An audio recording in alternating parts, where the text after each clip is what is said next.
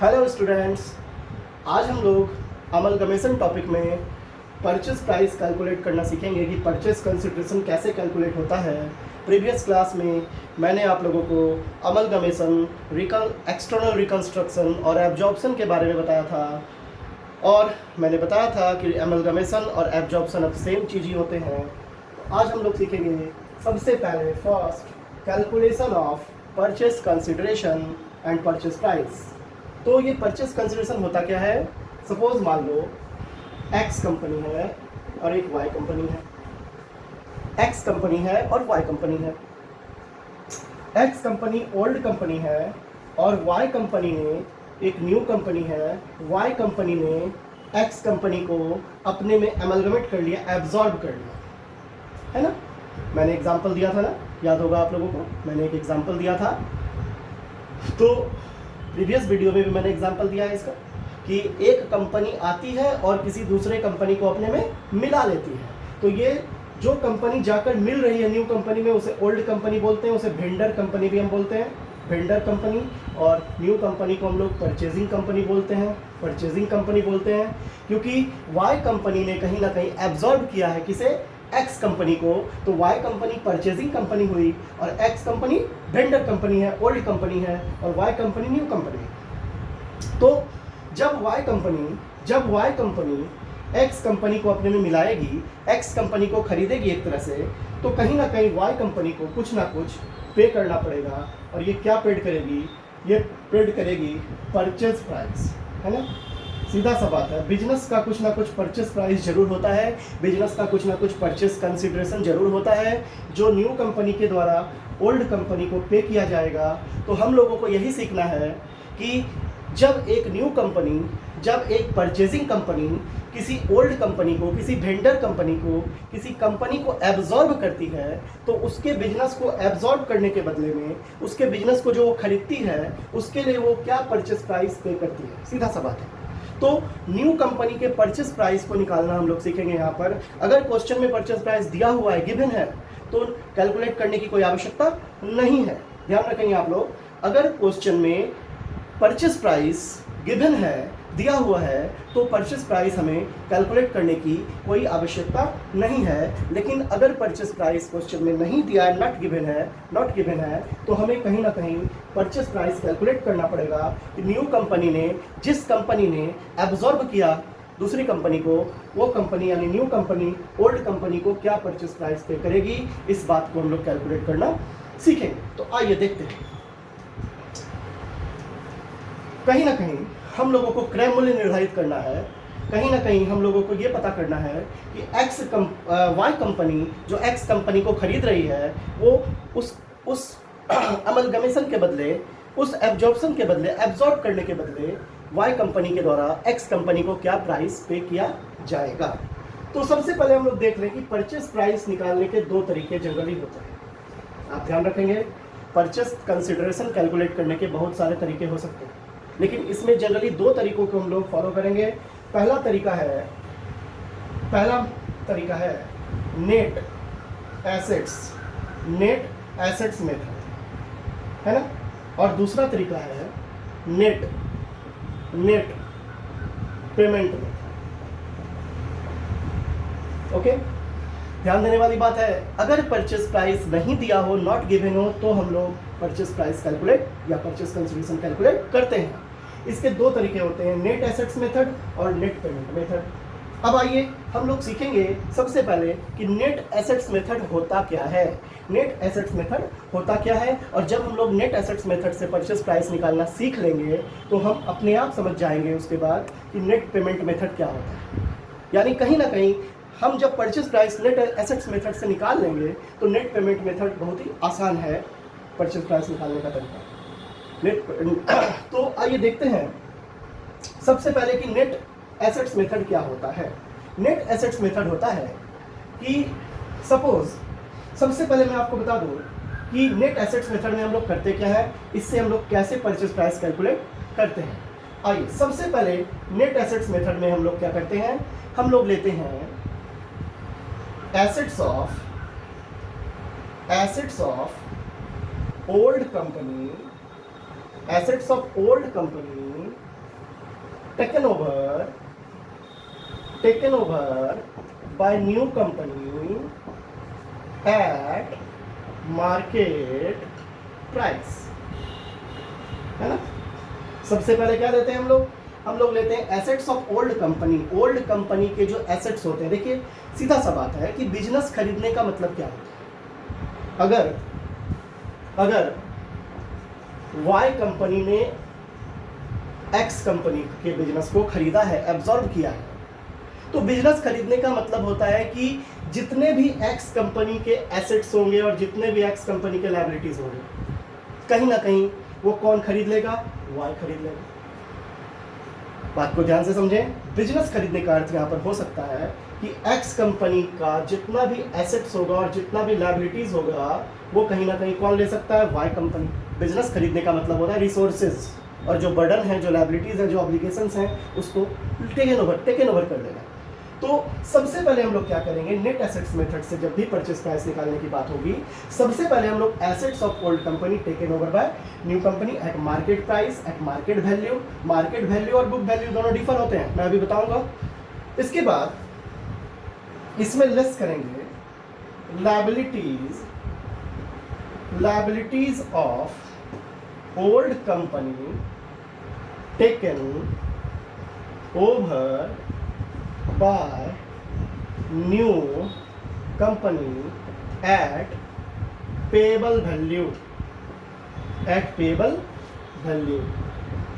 निकल जाएगा purchase consideration. देखिए बहुत ही आसान तरीका है। सबसे पहले हम देखेंगे कि ओल्ड कंपनी के कौन कौन से ऐसे एसेट्स हैं जो न्यू कंपनी द्वारा टेकन ओवर किया जा रहा है मार्केट प्राइस पर, और उसमें से हम लोगों को लेस कर देना है, माइनस कर देना है liabilities of old company. Old company के कौन कौन से लायबिलिटीज हैं जो टेकन ओवर किया जा रहा है न्यू कंपनी के द्वारा एट पेएबल वैल्यू, जितने में वो पे करने के लिए तैयार है। तो इस दोनों के डिफरेंस को हम लोग परचेस कंसिडरेशन यानी शॉर्ट में क्या बोल सकते हैं, पीसी, है ना। अब हम लोग समझेंगे इसको एक एग्जांपल से कि किस तरह से परचेस प्राइस कैलकुलेट किया जाता है। आप लोग इसको नोट करें।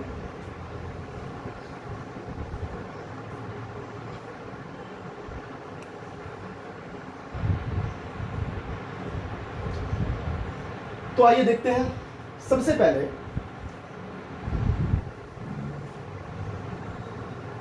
पहले हम लोग एक एग्जांपल सेट करते हैं। जैसे सपोज मान लो कि मार्केट प्राइस क्या होता है और बुक वैल्यू क्या होता है, इसको समझने का हम लोग प्रयास करते हैं। सपोज मान लो एक बैलेंस शीट है, किसका, ओल्ड कंपनी का एक बैलेंस शीट है ना। ओल्ड कंपनी का एक बैलेंस शीट है। कंपनी के बैलेंस शीट कैसे होते हैं आपको तो पता ही होगा। सबसे पहले इसमें दिया है share capital 10 lakh, reserve and surplus 2 lakh, debenture, creditor, है ना, 4 लाख, 2 लाख, 18 लाख। और दिया हुआ है लैंड 8 लाख, बिल्डिंग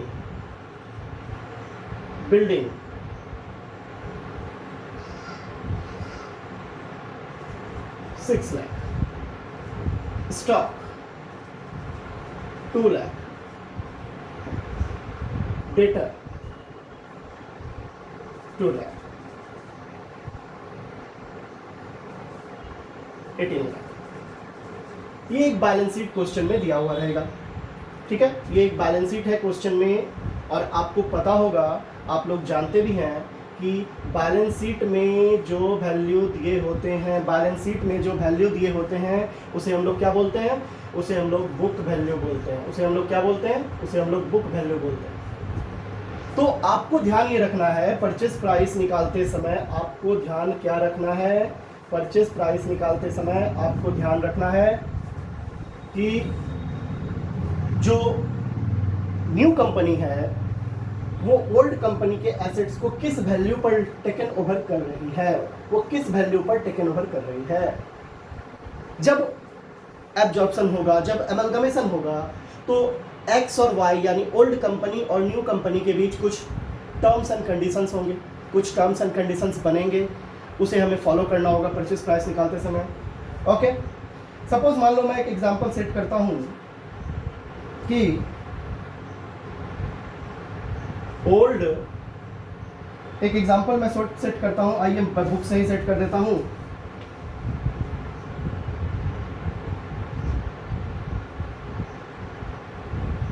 कि old company amalgamate, old company amalgamate from new company, old company amalgamate from new company on the following terms, on the following terms। Old company का amalgamate हो गया, किससे हो गया, न्यू कंपनी से। Terms on the following terms, किस terms पे हुआ, तो आइए पहला टर्म ABCD करके कुछ टर्म्स बना दिए गए। क्या टर्म्स बना दिए गए, तो ध्यान दीजिए, land taken over ₹10 lakh. Land कितने पर टेकन ओवर किया गया, 10 लाख पर। B, building taken over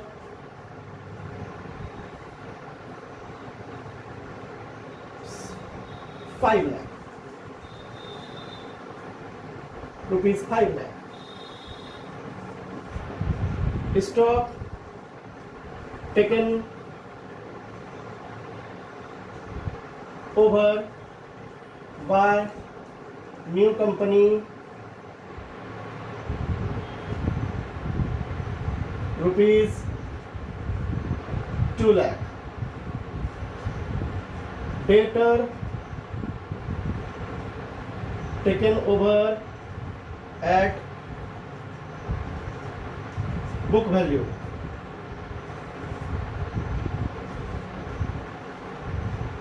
purchase price paid by new company in shares, purchase price paid by new company 50% paid in shares and 50% paid in cash. ये term and conditions बनाए गए हैं। जब ओल्ड कंपनी का amalgamation हुआ, किससे हुआ, new company से, तो कुछ फॉलोइंग टर्म्स बनाए गए, टर्म्स एंड कंडीशंस तय किए गए कि बुक वैल्यू पर एसेट्स टेकन ओवर किया जाए कि मार्केट वैल्यू पर किया जाए, लायबिलिटीज को कैसे किया जाए। आइए देखते हैं, अब समझते हैं हम लोग। इस एग्जाम्पल को लेकर हम लोग परचेस प्राइस निकाल कर देखते हैं। आइए निकालते हैं हम लोग परचेस प्राइस। तो हम लोग कैसे निकाल सकते हैं परचेस प्राइस, हम लोग निकाल सकते हैं, सबसे पहले लिखेंगे net assets method, net assets method लेंगे assets taken over by new company. सबसे पहले क्या लिया गया, लैंड लिया गया। लैंड के वैल्यू को पुट कर दीजिए। लैंड का बुक वैल्यू कितना है, 8 लाख है, और लैंड का मार्केट वैल्यू कितना है, जितने में वो एग्री करता है, 10 लाख है। तो यहाँ पर कौन सा वैल्यू लेंगे, मार्केट वैल्यू। याद रखिएगा आप लोग, अगर बुक वैल्यू मार्केट वैल्यू दोनों दिया है तो मार्केट वैल्यू लेंगे, बुक वैल्यू को यूज नहीं करना है। अगर कोई भी वैल्यू नहीं दिया हुआ है, अगर किसी एसेट्स का, लायबिलिटीज का कोई भी वैल्यू नहीं दिया हुआ है, तो हम लोग बुक वैल्यू यूज कर सकते हैं। बिल्डिंग का क्या वैल्यू तय किया गया है, बिल्डिंग का वैल्यू तय किया गया है 5 लाख। स्टॉक का क्या वैल्यू तय किया गया है, स्टॉक का वैल्यू है 2 lakh. Debtors at book value, debtors का बुक वैल्यू कितना है, 2 लाख। अब इस एसेट्स को टोटल कर दीजिए, हो जाता है 15, 17, 19 लाख रुपया का एसेट्स होता है। अब इसमें हमें लेस कर देना है लायबिलिटीज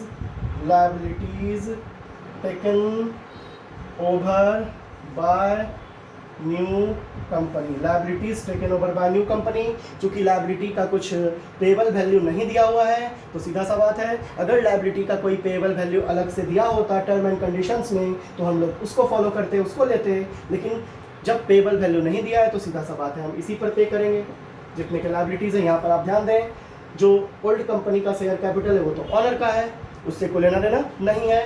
रिजर्व भी ऑनर का है, लेकिन ये डिवेंचर और क्रेडिटर्स ये लायबिलिटीज़ होते हैं, इनको यहाँ पर क्या कर देना है, इनको यहाँ पर लेस कर देना है। हम लेस कर देते हैं। डिवेंचर्स हैं 4 लाख एंड क्रेडिटर्स हैं 2 लाख। 6 लाख को माइनस कर देंगे, 13 लाख। 13 लाख रुपये क्या निकल गया, परचेस कंसीडरेशन।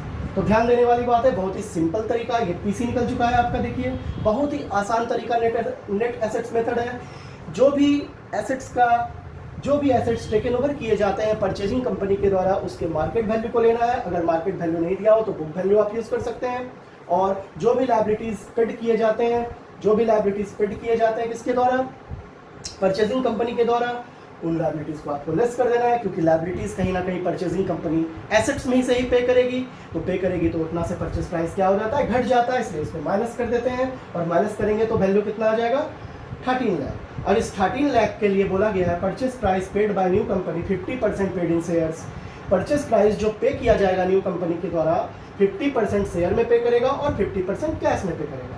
तो purchase price paid in shares में कितना करेंगे, शेयर्स में करेंगे 13 लाख का 50% यानी आधा, 6,50,000। और इन कैश में कितना करेंगे, कैश में करेंगे 13 लाख का हाफ, 6,50,000, जो कि आपका कितना हो रहा है, 13 लाख हो रहा है। तो इस तरह से हम लोग नेट एसेट्स मेथड से, ध्यान देने वाली बात है, आपके क्वेश्चन में बैलेंस शीट दिया होगा, इसका वेंडर कंपनी ओल्ड कंपनी का, उस बैलेंस शीट को ध्यान से देखेंगे। उसके बाद अगर टर्म एंड कंडीशंस दिए हुए हैं तो उसको फॉलो करेंगे, नहीं दिए हुए हैं टर्म एंड कंडीशंस तो बोला जाएगा कि all assets and liabilities taken over by new company. तो जो भी एसेट्स का बुक वैल्यू होगा उसमें एसेट्स को ले लेंगे और लायबिलिटीज को माइनस कर देंगे, अपने आप निकल जाएगा परचेस प्राइस। उसके बाद देखेंगे कि परचेस प्राइस कैसे कैसे पे किया गया। तो पहले आप लोग इसको नोट कर लें, उसके बाद मैं नेट पेमेंट मेथड के बारे में भी बताऊंगा।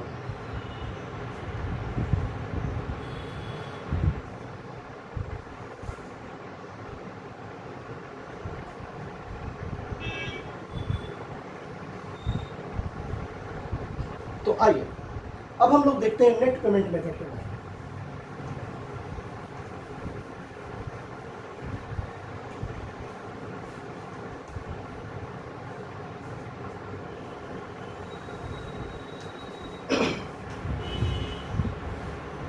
नेट पेमेंट मेथड क्या होता है, बहुत ही सिंपल कहानी है इसमें। Net payment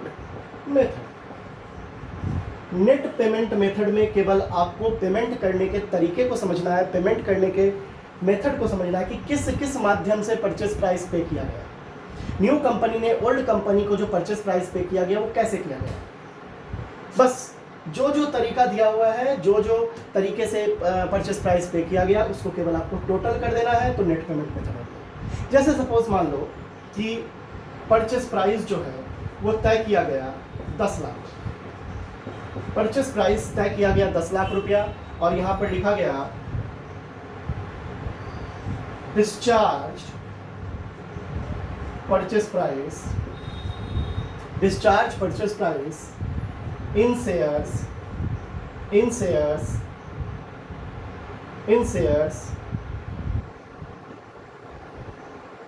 4 lakh, in debentures